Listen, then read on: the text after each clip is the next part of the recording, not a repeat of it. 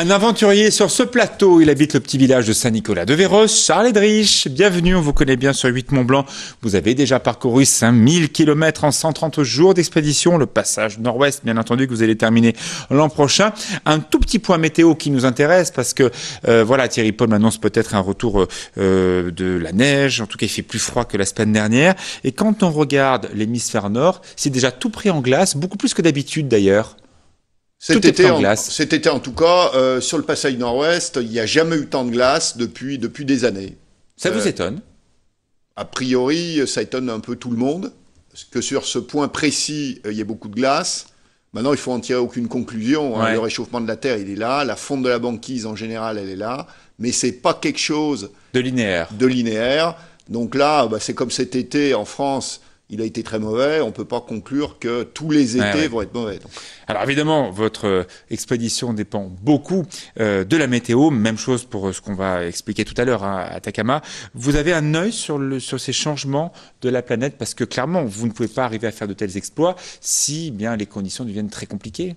Alors évidemment, par exemple, les inondations du sud de la France, c'est très préoccupant. Et la grosse question, c'est de savoir si c'est une conséquence, a priori ça l'est, du réchauffement de la Terre.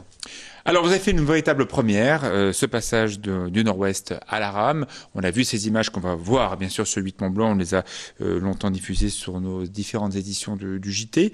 Qu'est-ce que vous cherchez à travers ces différentes expéditions? Il y a du danger, vous vous mettez en danger aussi. C'est quoi? C'est une solitude? C'est pousser vos propres compétences et vos propres limites? Alors, moi, sur le terrain des aventuriers, donc ma motivation numéro 1, c'est le goût de la compétition. Et je le dis parce qu'on est ensemble, mais il faut faire... Face à qui? Face à vous-même? Face, en général, donc ça peut être face à moi-même. J'adore jouer au tennis, donc au tennis on est deux. Ouais. Mais là, vous êtes tout seul. Alors ça dépend des expéditions. Ouais. Sur le passage nord-ouest, oui, mais c'est pas du tout. Pour moi, c'est absolument pas une motivation. Le fait d'être en solo. Mais en même temps, c'est pas une contrainte. Là, par exemple, sur la prochaine expédition désert de l'Atacama, on part à 2. Sur l'Everest, on était 4 ou 5. Est-ce que la préparation est la même quand vous partez à plusieurs ou quand vous partez tout seul? Parce que vous avez aussi à affronter la solitude. Alors, la préparation est complètement différente en fonction des expéditions.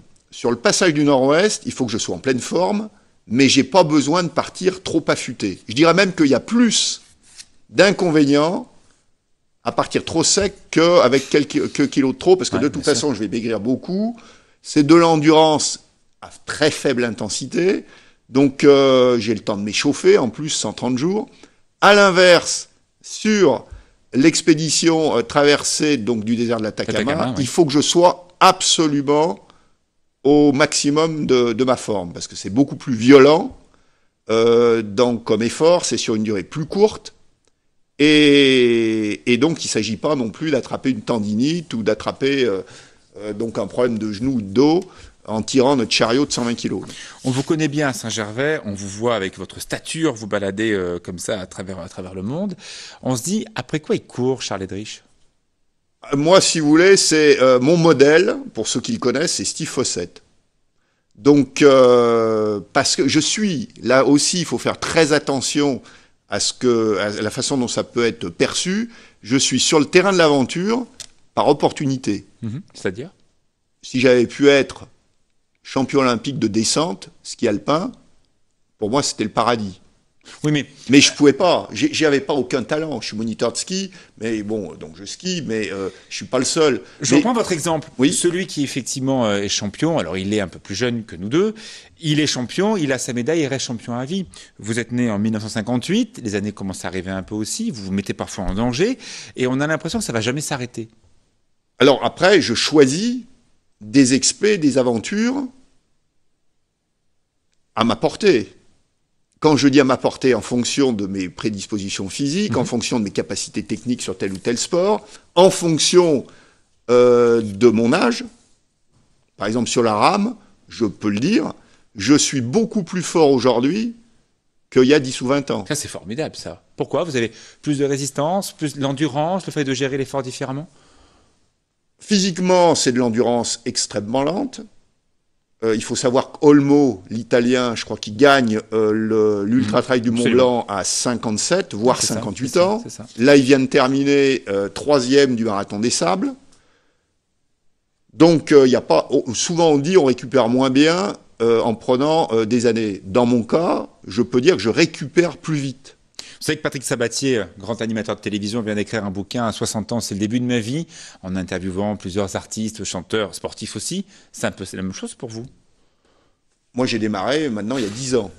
Mais ceci dit... Un grand sportif et aventurier un peu sur le tard. Voilà, donc la seule chose que j'ai pas, parce que c'est pas une lubie qui m'a pris, Ouais. la seule chose que j'ai pas respectée, et Patricia, ma femme, vous le confirmera, c'est que j'avais annoncé, mais depuis peut-être une trentaine d'années, que je me consacrerais à cette passion pas plus tard qu'à 40 ans. Mais après, les circonstances de la vie, il a fallu que je vende mon entreprise, ça m'a pris un peu plus de temps que prévu, donc j'ai démarré à 45 ans. Il y a un livre, bien sûr, Charles Edriss, 10 ans de sport, aventure, un documentaire également qui sera diffusé sur 8 Mont Blanc. Je vous repose ma question encore une fois, Charles Edriss. Après quoi vous courez? Moi, mon rêve, c'est d'évoluer au meilleur niveau mondial sur le terrain du sport-aventure. Je l'ai écrit il y a 10 ans. Qu'est-ce qui vous arrêtera? Alors, il faut être très prudent. La principale des choses, c'est la motivation. La motivation, je l'ai plus que jamais, parce qu'en plus, après avoir eu énormément de difficultés pour financer mes expéditions, maintenant j'arrive à les financer. Donc c'est une épine du pied qui est en moins. Donc, mais par contre, on ne peut pas savoir. Tant que le matin je me lève ou que je rêve la nuit à des expéditions et que je pars m'entraîner, me préparer sur une nouvelle aventure avec énormément de plaisir, mais ceci dit, ça peut durer très longtemps. J'aime bien parler de Sir Knott Johnson, que j'ai déjà rencontré, qui est le premier à faire un tour du monde en course à la voile, en solo, et vient de terminer la route du Rhum, 75 ans. Vous l'avez bien compris, Charles Edriss sera encore sur nos plateaux et peut-être encore dans des bateaux. C'est l'homme du Racel qui a ses piles dans son dos comme le petit lapin et qui dure toujours. On verra, hein,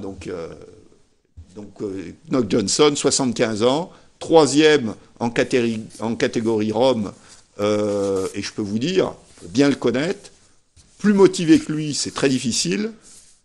Par contre, l'hygiène de vie au quotidien, c'est quand même pas sa préoccupation numéro 1. Merci beaucoup, Charles Edriss. C'est un plaisir. Cette interview à retrouver sur notre site internet, le replay qui s'affichait en bas de votre écran pour revivre un moment toujours sympathique avec Charles Edriss.